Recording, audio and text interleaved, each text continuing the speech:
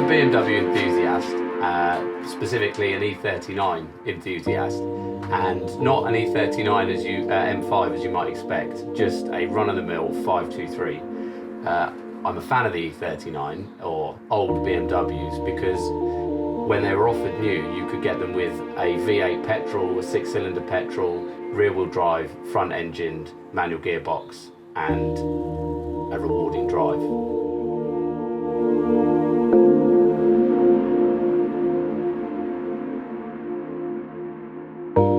So the E39 is special to me because firstly I can afford it, an E34 I can't, and my dad had one new back in 1998 and I loved it.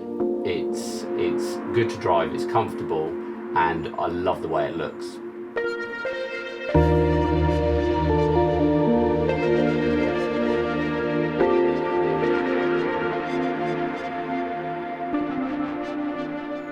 So in the 90s, BMW really focused on making the 5 Series a real driver's car.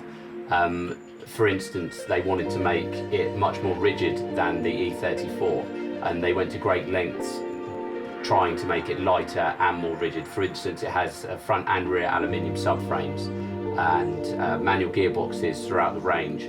So if you wanted a straight 6 with a manual gearbox, a petrol engine, absolutely. The same with the V8, you can have an automatic or crucially a manual gearbox, and BMW were really insistent that the car drove well and was driver focused.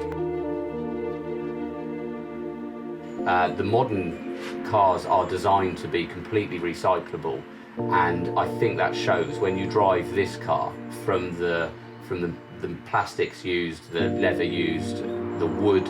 Everything feels genuine and like it was built to last. This car is 23 years old and it still smells new. It still feels tight and nothing is worn out. The seats look immaculate. The steering wheel is not hasn't got shiny, and it's just, you feel like it could do another 20 years with ease.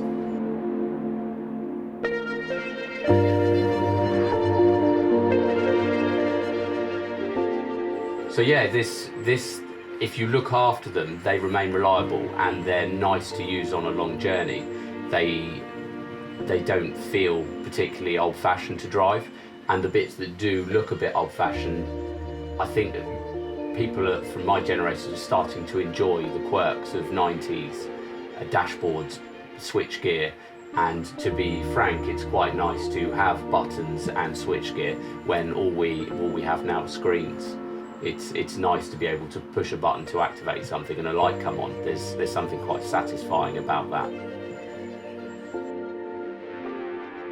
Yeah, so I've got two E39s. One is this 523 and the other is a 530, which is supercharged and is stripped ready for track use.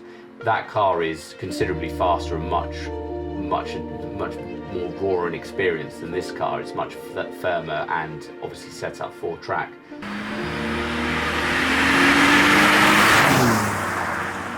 But jumping from that car into this car, there's still the same sense of balance and drivability. This car is just a lot more comfortable and much nicer for the road, but it's nice to have the best of both worlds.